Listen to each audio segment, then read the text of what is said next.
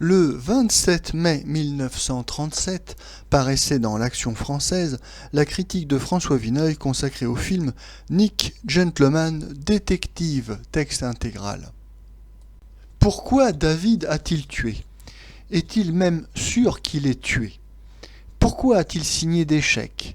Qui a imité la signature de ces chèques ? Dans quel but ?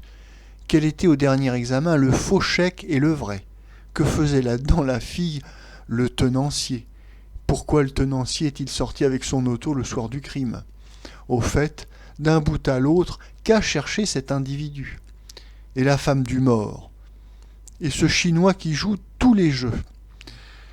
Voilà ce que l'on devrait se demander à la sortie de Nick Gentleman Détective en se retrouvant sur le trottoir devant le cinéma Paris et en se prenant à deux mains le menton et le crâne en essayant de dévider cette pelote diabolique, de remettre au moins un peu d'ordre, quant à le résoudre, c'est une autre histoire, dans cet écheveau d'équations.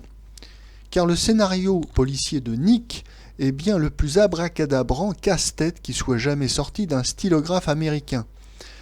Mais on s'en va en riant d'un pas léger, enchanté de ces 2 heures de cinéma, en ne songeant qu'à la gracieuse malice de Myrna Loy, à la virtuosité exquise de William Powell, à tout l'esprit qui pétille dans ce film.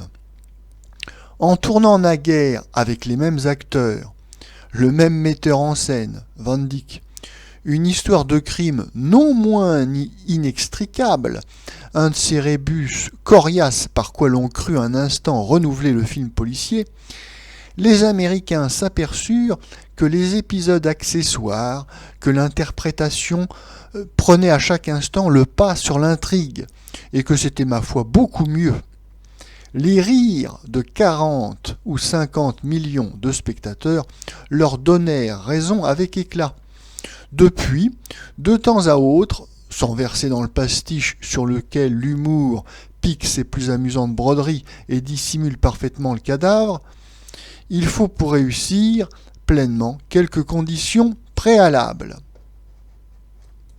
D'abord, on a besoin d'un assassiné antipathique, sinon la sensibilité des spectateurs entrerait en jeu et tout serait gâté.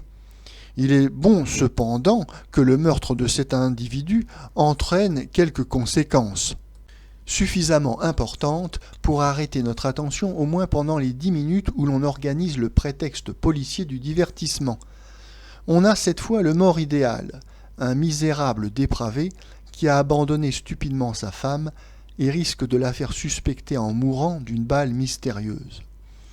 Il faut encore et surtout William Powell et Myrna Loy, se renvoyant la balle avec leur familiarité élégante, leur désinvolture de pince sans rire. Les 2 comédiens les plus spirituels sans doute d'Hollywood.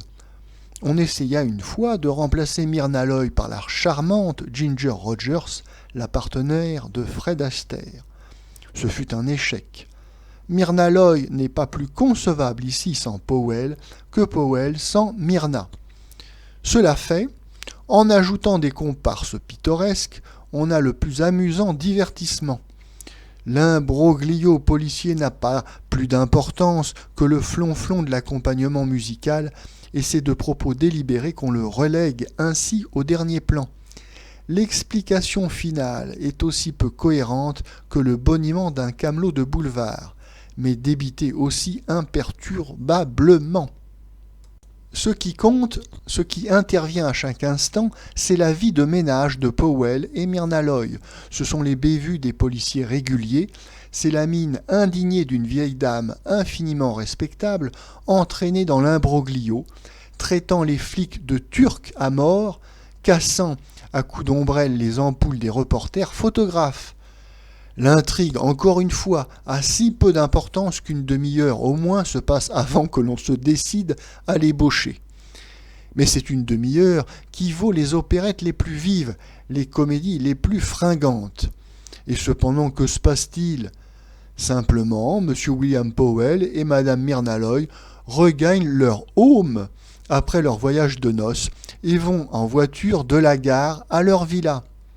La mise en scène vivante et claire de Van Dyck est matériellement un petit modèle de perfection.